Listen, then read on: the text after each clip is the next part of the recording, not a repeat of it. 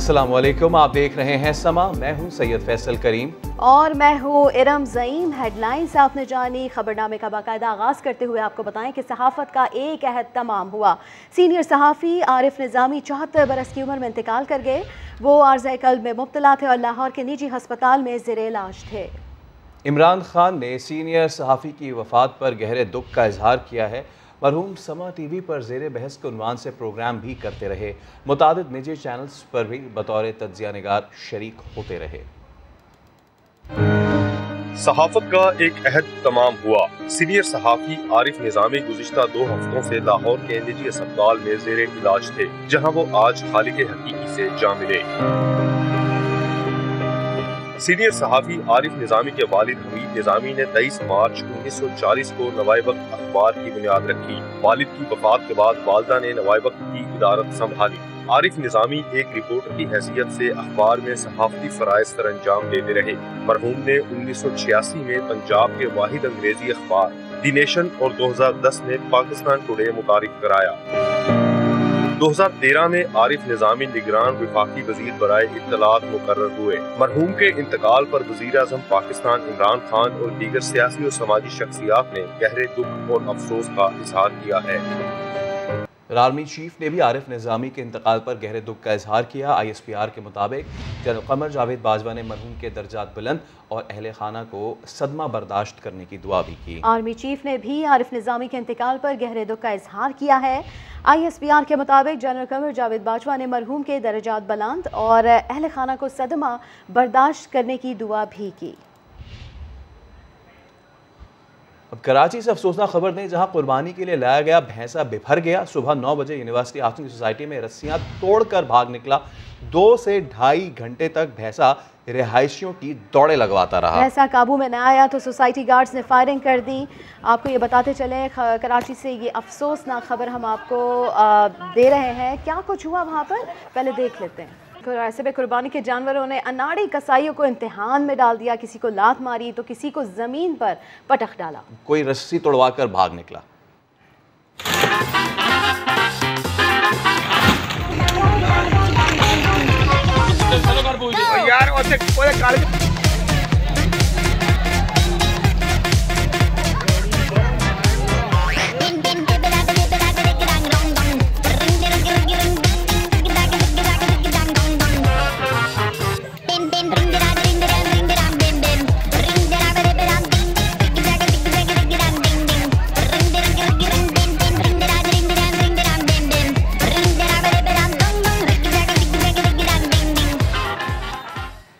तो ईद कुर्बा का पहला है दिन, सुन्नत इब्राहिमी की अदायगी जारी है। ऐसे में सफाई सुथराई का मुनासिब इंतज़ाम कहीं है तो कहीं शहरी गंदगी और ताफुन से इरम बहुत परेशान है। लाहौर और कराची में हमारे नुमाइंदे मौजूद हैं। बिल्कुल, लाहौर से दानियाल उमर हमारे साथ होंगे, जिनसे जानेंगे कि इंतजामिया ने आलाइशों को ठिकाने लगाने के लिए क्या इंतजाम किए गए हैं।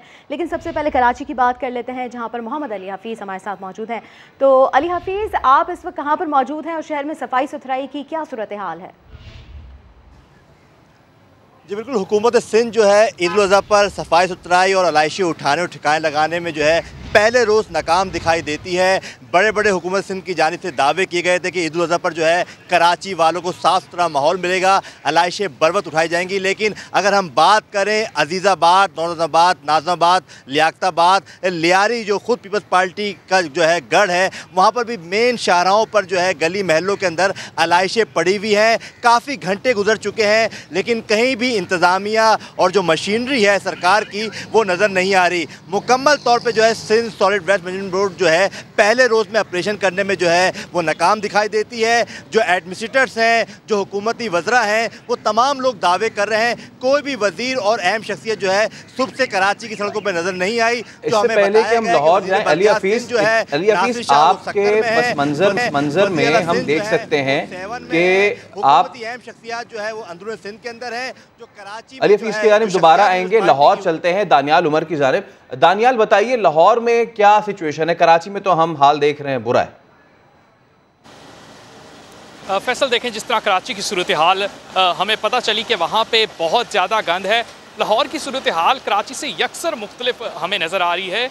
लाहौर वेस्ट मैनेजमेंट कंपनी ने जो प्लान तैयार किया था कि लाहौर के अंदर 119 टेम्प्रेरी कलेक्शन पॉइंट्स बनाए जाएंगे, जहां पर जो जानवरों का वेस्ट है, अलाइशी हैं, उनको आकर फेंका जाएगा और उसके बाद वो उठाकर जो है वो डंप किया जाएगा जो मेन डंपिंग स्टेशन है लखोडेर के अंदर। तो लाहौर वेस्ट मैनेजमेंट कंपनी जो है वो आज अपने इस तमाम प्लान में कामयाब होती हुई नज़र आई है अब तक, क्योंकि लाहौर में जो गलियां हैं, शाराएं हैं, वो हमें साफ नज़र आ रही हैं। 3300 से ज़ायद पिकअप्स जो हैं वो गलियों से और जो मेन रोड्स हैं वहाँ से जाकर ये तो आपने बहुत कंट्रास्टिंग किस्म का रिव्यू दिया है दानियाल, कि एक जानिब हम देख रहे हैं गंदगी है, ताफुन है, दूसरी जानिब लाहौर में बड़ा ही ज़बरदस्त इंतज़ाम है। तो अली हफीज़ एक बार फिर आपकी जानिब आएंगे। मैं पस मंज़र में देख सकता हूँ आपके कि आप किसी पार्क के आगे खड़े हुए हैं। कितना अच्छा ये इलाका होगा, लेकिन उतना ही ख़राब इस वक्त आपका पस मंज़र है। उस पार्क के आगे सारी आलाइशें पड़ी हुई हैं। कहाँ हैं आप? जी फैसल, ये FB एरिया का इलाका है, ब्लॉक 16 दस्तगीर कहते हैं। अभी तक आलाइशें हैं। कैमरामैन सनाउल्लाह से मैं गुजारिश करूंगा वो दिखा दे आपको मेरे अकब के अंदर जो है आलाइशों के अंबार लगे हुए हैं। तो जो मशीनरी है सरकार की, Sindh solid waste management board, जिसका काम दिया गया था कि वो आलाइशें उठाएगी, आलाइशें ठिकाने लगाएगी, वो कहाँ है? कहाँ है वो डिप्टी कमिश्नर? कहाँ है वो एडमिनिस्ट्रेटर? कहाँ है वो सिंध हुकूमत? कहाँ है वो सिंध के वज़रा? कराची वाले बेहद परेशान हैं। हर शारा आलाइशें पड़ी हुई हैं, हर गली महल्ले के अंदर से आलाइशें नहीं उठाई जा रही। बड़ा डिस्ट्रिक्ट है, ठीक है, यहाँ पर इंतजामिया गायब दिखाई देती है कराची में और जगह जगह आलाइशें देखने में आ रही है। बहुत शुक्रिया मोहम्मद अली हफीज़ और दानियाल उमर, आप लाहौर से अपडेट कर रहे थे। आगे बढ़ते हैं, कुछ दीगर खबरें शामिल करेंगे। वज़ीर दाखिला शेख रशीद कहते हैं अफगान सफारतकार की बेटी अगवा होती तो अगवाकार तावान भी मांगते, लेकिन ऐसा कुछ नहीं हुआ। अफगान सफ़ीर और हमारी तहकीकात में फ़र्क है। उनका कहना था कि मरियम नवाज कश्मीर में मोदी नहीं वज़ीर आज़म इमरान खान के खिलाफ बात कर रही हैं और मुसलसल गैर पार्लिमानी ज़बान इस्तेमाल कर रही हैं। इंडियन चैनल बता रहे हैं किडनैपिंग का मतलब, मुझे पता है कि अगवा का मतलब क्या होता है, और जो अगवा करता है वो कोई पैसे मांगता है, कोई वो मुतालबे करता है। वो चंद घंटे जो हैं लापता हुई और उनके बयानात और हमारी तहकीकात आपस में नहीं मिल रही। गवर्नमेंट उस केस को लड़ेगी और उनका इंतजार करेगी कि कब आके शिनाख्त करें, क्योंकि हमारी तहकीक में किसी टैक्सी में कोई बंदा नहीं बैठा। वो चंद घंटों में 4 प्राइवेट टैक्सीज तब्दील करती है। इसका मतलब है कि लॉ एंड ऑर्डर का मसला नहीं है। बाकी क्राइम दुनिया में सब जगह होते हैं, क्या बॉम्बे में नहीं होते? दासू की इन्वेस्टिगेशन हो रही है, बड़ी जबरदस्त तरीके से हाईएस्ट लेवल पे हो रही है।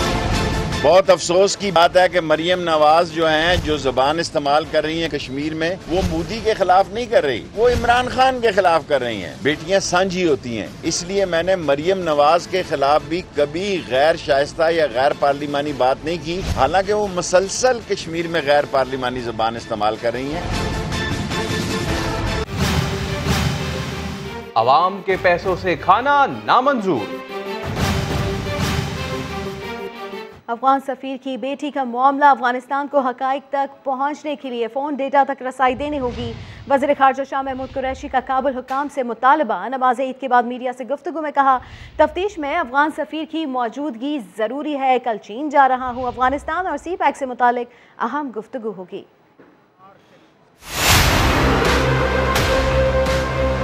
नतीजे के करीब तक पहुंच चुके हैं। हतमी शक्ल देने के लिए अफगान सफीर और उनकी साहिबजादी का तावन दरकार है। चाहते हैं दूध का दूध पानी का पानी हो जाए। हम उनसे दरखास्त करेंगे, अगर वो इस केस को अंजाम तक पहुंचाना चाहते हैं तो फिर जो हमने कुछ एक्सेस मांगी है वो दस्तयाब कर दी जाए। अपने सफीर को रिकॉल करने का फैसला है, उस पर नजरसानी करें। उनका होना यहाँ तीस के लिए जरूरी है। रखना नहीं चाहते, हम नहीं चाहते मुखालिफिन इसको पाकिस्तान के खिलाफ प्रोपेगेंडा के तौर पर इस्तेमाल करें। दासू का जो वाकया है, हम बात की तह तक पहुंच चुके हैं। उन कुव्वतों को बेनकाब करेंगे जो चाहती हैं कि चीन और पाकिस्तान के ताल्लुकात मुतासिर हों। वो नाकाम होंगी। चीन जा रहा हूँ, कल रवाना हो जाऊंगा। अहम शख्सियात से मुलाकातें होनी है। CPEC के प्रोजेक्ट्स पर तबादला ख्याल होगा। खास की है उन कुव्वतों से जिनका भारत के साथ ताल्लुक है,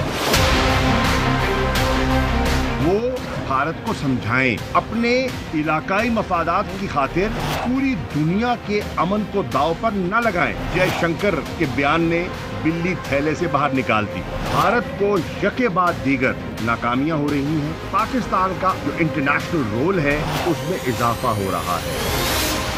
लंदन से आपको खबर दे, जहां लीगी रहनुमा बशीर अली और सलमान शहबाज रेस्टोरेंट में फैमिली के हमरा खाना खा रहे थे कि एक फैमिली ने उन पर जुमले कसे कहा, तुम आवाम के पैसों से खाना खा रहे हो, चोर हो, पाकिस्तान वापस जाओ। अब बशीर अली गुस्से में आ गए, गालियों की बौछार कर दी। रेस्टोरेंट में बैठे दीगर लोग हंगामा देखकर परेशान हो गए। सलमान शहबाज बीच बचाव के बजाय वीडियो बनाते रहे।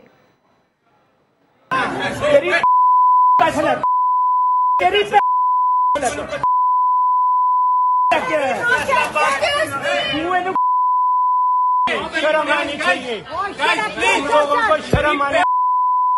हाँ, तो तेरी मनु पता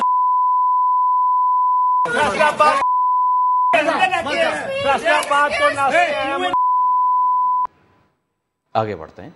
मामले खुसूसी बराए इत्तलात फिरदौस आशिक अवान कहती हैं जाली राजकुमारी उर्फ मरियम सफदर दुश्मन के हाथों का खिलौना बन चुकी है। उन्होंने भारतीय मीडिया को नया बयानिया दे दिया है। भारतीय मीडिया उनके बेहुदा बयानात बराह रास्त दिखाता है।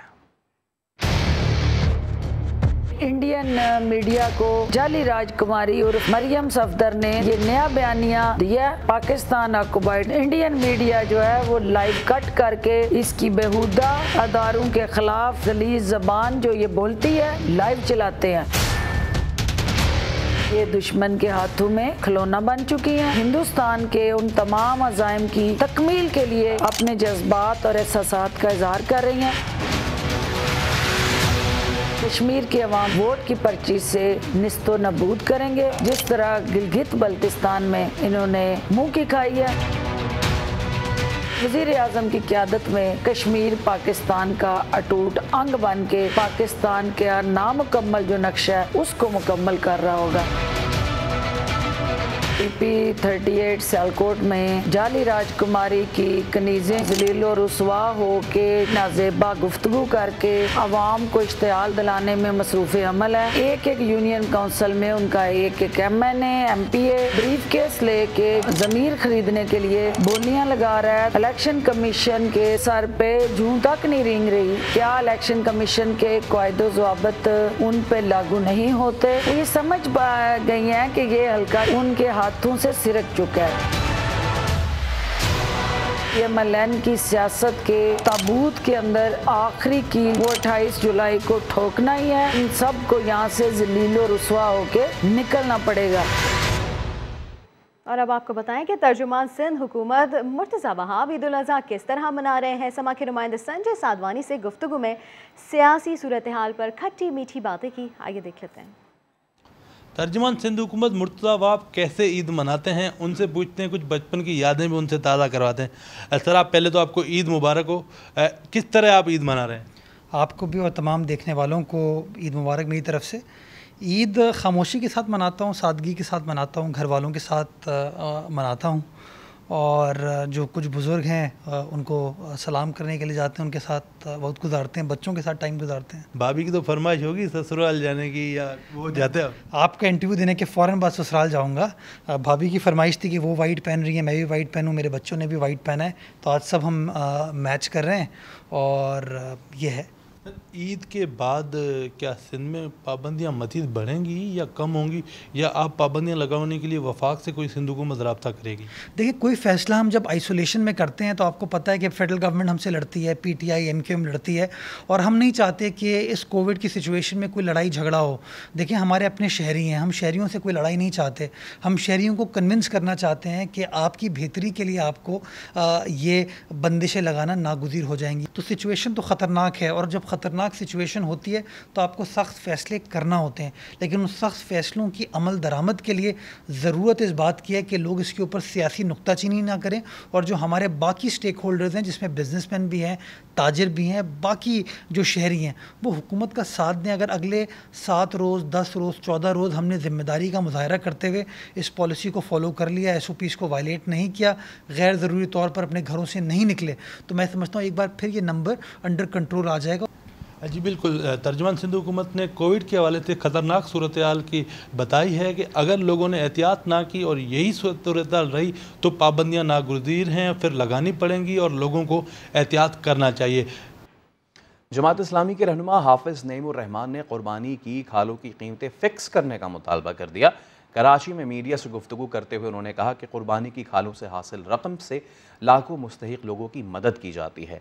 गंदम और गन्ने की तरह इसकी कीमतें भी फ़िक्स की जाएँ। खालों की कीमत हर साल कम होती चली जा रही है। मैं इस वक्त ये मुतालबा करना चाहता हूँ कि इस खाल की पैसों से लाखों लोगों की मदद होती है, बहुत बड़े पैमाने पर लोगों को सहूलत मिलती है। जिस तरह गन्ने की कीमत एक फ़िक्स की जाती है, जिस तरह और चीज़ों की कीमतें फ़िक्स की जाती हैं, खालों की भी एक मिनिमम कीमत फ़िक्स होनी चाहिए ताकि बहुत सारे लोगों का जो भला होता है वो मज़ीद अच्छे तरीके से खैर के इन कामों में लोग पार्टिसिपेट कर सकें। मुल्क के मुख्तलिफ शहरों में नमाज ईद के इज्तिमात हुए। मुल्क की सलामती, मुस्लिम उम्मा के इत्तेहाद और खुसूसन कोरोना के खात्मे के लिए दुआएं की गई।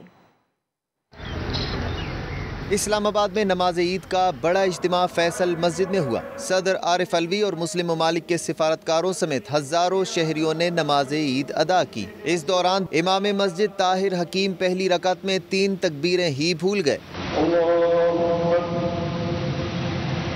निशानदही पर सजदे के बाद दोबारा जमात कराना पड़ी।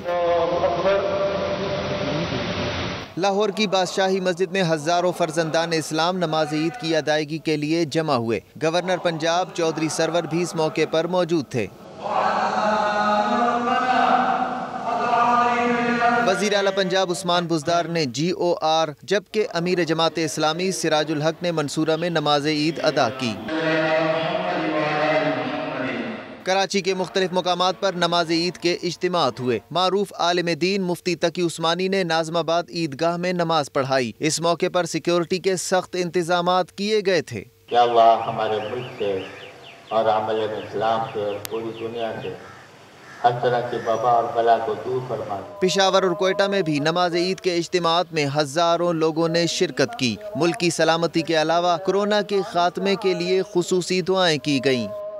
गुजरांवाला के पहलवानों ने कुर्बानी से फारिग होते ही बड़ा दस्तरखान सजा लिया। मोहसिन खालिद की रिपोर्ट।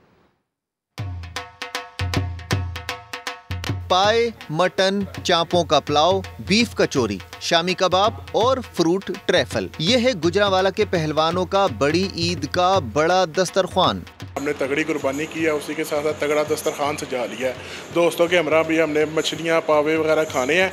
रियाज पहलवान ने अवाम से अपील की कि वो ईद की खुशियों के दौरान कोरोना को हरगिज न भूलें। कोरोना की चौथी लहर आ गई है तो बहुत सारी एहतियात की ज़रूरत है। अवाम को चाहिए इस लहर से बचने के लिए अपना मास्क का इस्तेमाल करें, सैनिटाइजर का इस्तेमाल करें। पहलवानों का कहना है ईद की छुट्टियों में अखाड़े तो बंद हैं, लेकिन वो दोस्तों की महफिलें सजाकर कुर्बानी के गोश्त से दंगल जारी रखेंगे। कैमरामैन शबीर हुसैन के साथ मोहसिन खालिद, समा, गुजरांवाला।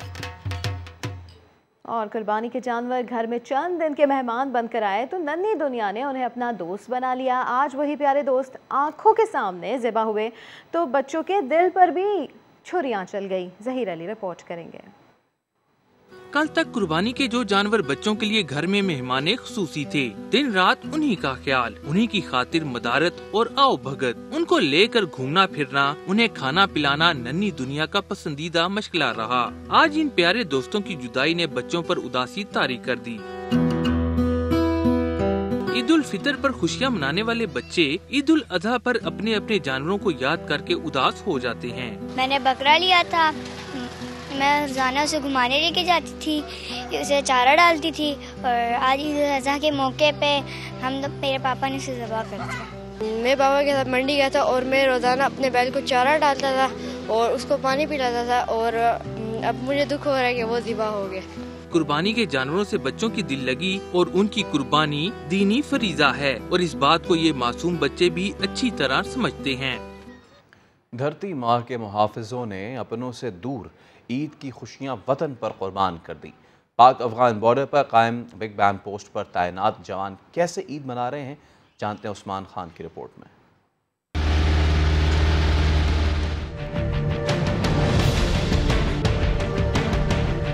पाकिस्तान और पाकिस्तानियों की हिफाजत के लिए शबो रोज मसरूफ सिक्योरिटी इदारों के अहलकार।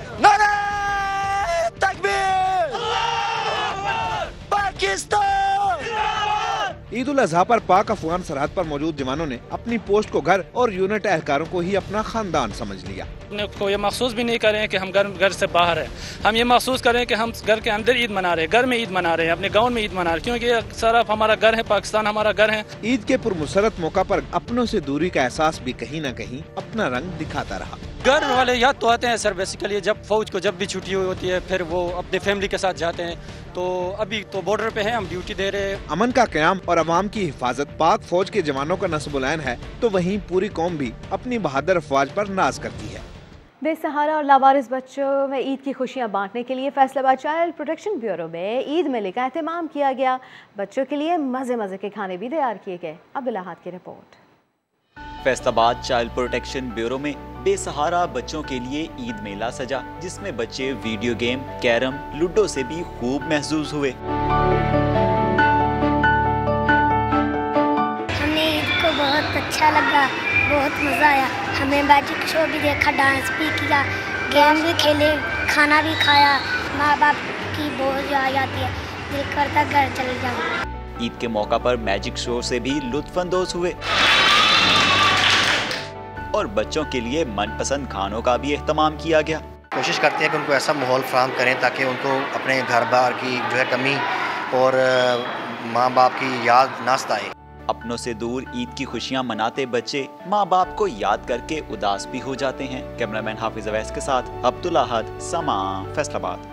साबिक पाकिस्तानी सिफारतकार की बेटी के कत्ल का मुकदमा थाना कोहिसार में दर्ज कर लिया गया। गिरफ्तार मुलजिम से आला कत्ल भी बरामद कर लिया गया है। FIR के मुताबिक मकतूला नूर मुकद्दम को तेज धार आले से कत्ल किया गया।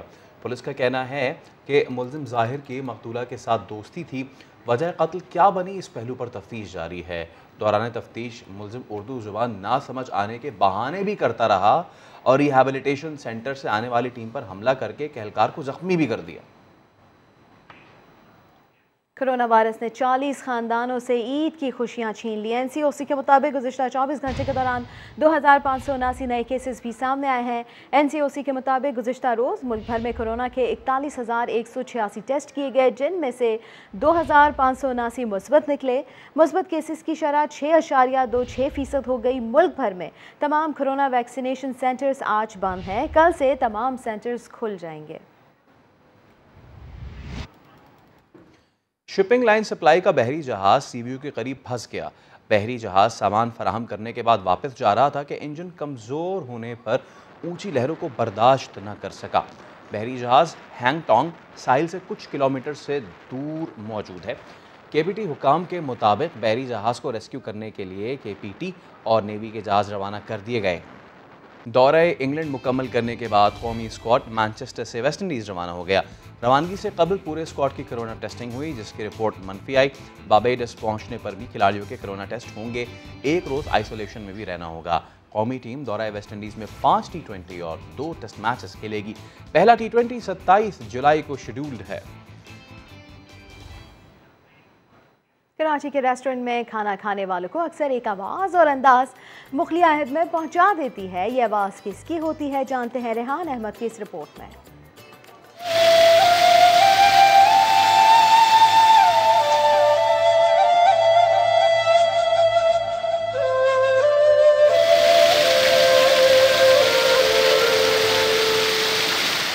एक अज़ीम-उश-शान शहंशाह के क़ैद खाने में अनारकली दम नहीं तोड़ेगी। हमें इस परवाना आज़ादी पर उसकी रिहाई की मोहर चाहिए। अगर ज़िल्ले इलाही को मेरे फैसले से इनकार है तो वो समझ लें कि मेरी तरफ से अब ये बगावत का ऐलान है। ये वो तलवार है कि जो बड़े बड़े सूरमाओं के गुरूर को खाक मिला चुकी है। शहजादा सलीम का ये जाहु जलाल, ये तुम तराग और ये अंदाज़े तकल्लुम सिर्फ और सिर्फ मेहमानों की शाम को यादगार बनाने के लिए है। मुगलिया सल्तनत आने वाले तमाम शाही मेहमानों का वालेहन इस्तकबाल करती है। खुशामदीद।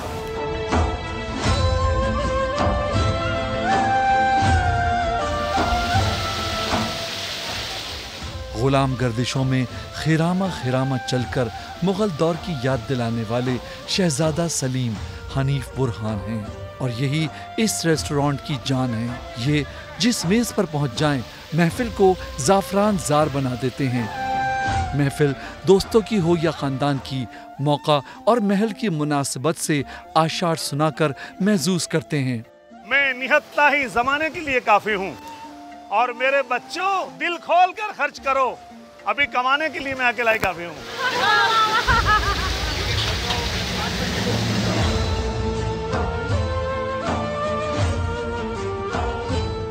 रोज 4 घंटे शहजादा सलीम बनकर रेस्टोरेंट में घूमने वाले हनीफ की तनख्वाह 25,000 है और उन्हें मेहमानों से मिलने वाली बख्शिश 50,000 रुपए से भी जायद है। वो अपने काम से बहुत मुतमईन हैं, इसीलिए उन्होंने अपने बेटे को भी इसी काम में लगाया हुआ है। हमारी ज़िंदगी बहुत पुरसुकून और अच्छे तरीके से गुजर रही है। हमारे 2 साहबजादे हैं, 2 बेटियां हैं, जिसमें से हम इंशाअल्लाह दोनों को निपटाने वाले हैं शादी ब्याह से। आमदनी का जरिया भी अल्हम्दुलिल्लाह हमने इसी काम से किया और हमें जो पजीराई मिली, शोहरत मिली। हनीफ बुरहान खुद तो बहुत कनात पसंद हैं, मगर महंगाई की चक्की में पिसते आवाम का दर्द भी रखते हैं। एक बार अगर फिर हमें जिंदगी मिले तो हम चाहेंगे कि पाकिस्तान के बेताज बादशाह बने। गाड़ियाँ, मोबाइल, इन सब से गरीब आवाम का भला होने वाला नहीं। गरीब आवाम को चाहिए 2 वक्त की रोटी और हम कोशिश करेंगे कि इंशाअल्लाह ये काम करें। मियाँ बीवी घर से कैसे ही मूड में निकले हों, हनीफ बुरहान के अशार और मकालमे उनके मूड को खुशगवार बना देते हैं। बच्चे हों या बड़े, शहजादा सलीम सबकी तवज्जो समेट लेते हैं। लोग उनके साथ तस्वीरें खिंचवाकर अपनी इस शाम को यादगार बना लेते हैं।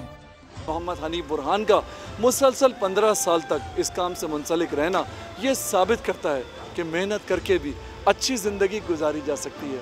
कैमरामैन सनाउल्लाह के साथ रेहान अहमद, समा, कराची। ब्रेक के बाद हाजिर होंगे हेडलाइंस के साथ। देखते रहिए समा।